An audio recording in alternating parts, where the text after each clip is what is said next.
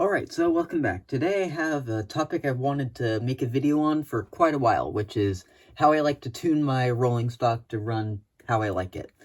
So, just as a little side note, this one is not my car. I was working on this just as a kit to build for a friend, and decided that this would be the perfect thing while I'm doing a few finishing things up on it, just to make a little video about how I like tuning my cars. So the first thing I'd like to talk about is the actual trucks and how I like to tune those. This car, again, since it's for a friend, just has plastic wheels for now. Don't know if he'll change them out in the future. If it were me, I'd change them out, but I'm going to leave them as they are. So what I like to do for the trucks is I like to have one which can pivot both up and down and side to side, and one which cannot really pivot up and down, but just maybe a tiny bit, and side to side, loose enough so that I can pivot freely. This just makes it so it can roll over bumps much smoother. I don't know why exactly, but it does seem to work, so I'm going to keep using that.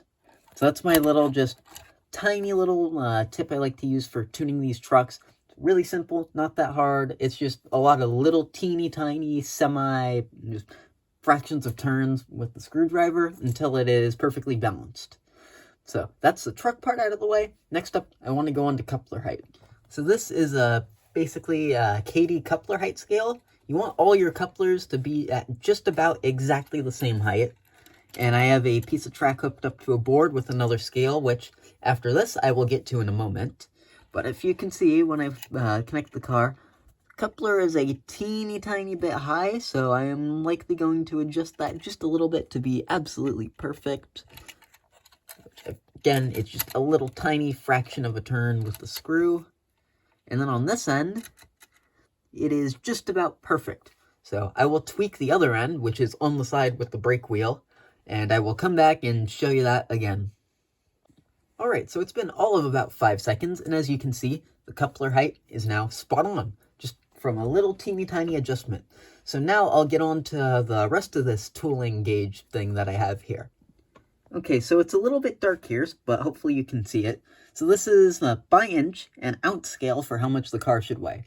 There is a specific formula, which I won't get into. You can look it up. But just for the purposes of simplicity, I have made it based off a ruler, and it basically helps me to decide how much exactly a car should weigh. So I've got it in ounces all the way up, just the proper NMRA recommended weight, which I like to follow quite a bit, and if needed, I'll go over a little bit. So what I'll do, and I will put this car on the track to show you, is I will hook it up to the coupler height thing usually, which, again, makes it a multi-purpose tool, and it'll tell me just about where the end of the car is, minus the coupler, which means this car should be just about 4 ounces. So I will grab the scale and come back over. Alright, so it's going to be a little bit hard to see, but this is my scale. I got it for free a while ago because it was just going to simply get thrown out at the train club I go to. I'd like to get a more accurate one in the future that'll help out more, but for now, just for basic stuff like this one works. So you won't be able to see the top, but I'm going to put the car on here and the scale will go down. So we just saw that the car should be weighing about 4 ounces, and it currently weighs 3. So I will get this prepared to add more weight, and I will show you how I personally like to add weight to my rolling stock. Alright, so what I like to use are these. This is a strip of basically car wheel weights.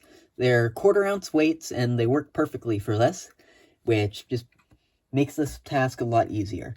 They're actually not that expensive. I bought like 300 of them, or something like that. I think it was like 380 for like, I want to say $18 a while ago. And I've used, I want to say, about maybe 2/3 of it in like just a few months. I have a lot of cars and I needed to weigh them all, which is besides the point. But they aren't that expensive and they last me quite a while. I still have about 100 left. So what I do is I like to cut these off. And basically for cars like this, if I have an even amount, I'll put 2 on each end of the car. Just to even it out, because you want the weight for these cars to be low, but not visible. And you want it to be pretty even. And I like to do it over the trucks because it just provides a little bit more traction. And personally, I think it aids in lowering the risk of derailment with the car. So I'll get the amount of these that I need cut off, and we will recheck it on the scale before permanently attaching the weights. Alright, so I've got a strip of 4 weights cut off here. I haven't fully cut them out yet because I'm not sure if I'm going to need all 4 or if I'm going to need one less. But I'm just going to stick them in here and just not fully attach it, but stick the shell on here.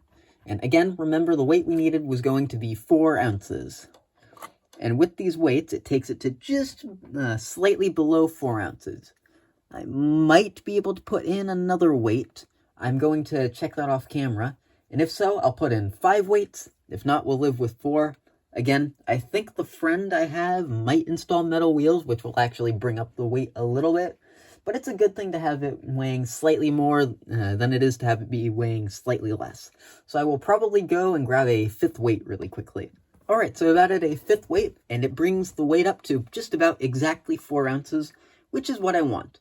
So now, I'll take this off the scale, and I will come back and show you how I like to apply the weights. For this step, we don't need the shell, and you don't really need to be fully precise with this, but what I like to do is if I get 4 of them, I like to cut this little strip in half. And then what I will do, for the most part, you could use some sort of hobby knife for this, but I like to just use my hands. And I will stick the weights in the center, just over the truck. It's okay if they're a little bit uneven, they just need to stick on there. These weights tend to stick really well. I'm going to do the exact same thing to the other side. And then if I have an unequal amount like this, I will stick the other one as close to the middle as possible. If I can, peel it off. And then I will throw the shell back on. Which, again, I haven't done this, but the way the friend got this kit, it was missing 2 of the stirrups. So I didn't do this, that's just how this car came. So I will get this chassis mounted, which, by the way, I'm not the biggest fan of how the chassis on this mounts. It's really hard to get it correctly even. But for just for the sake of this video, it doesn't really matter that much. So I'll get the scale back out, set the car on it, and again, just barely under 4 ounces, which it's just borderline there. It's like a fraction of an ounce off, which I would personally say is okay. So that is how I like to tweak my rolling stock, and it might not be the best way, but it's the way I like to do it. It tends to work really well for me, and I barely ever have any rolling stock issues. And that is about it. So thanks for watching.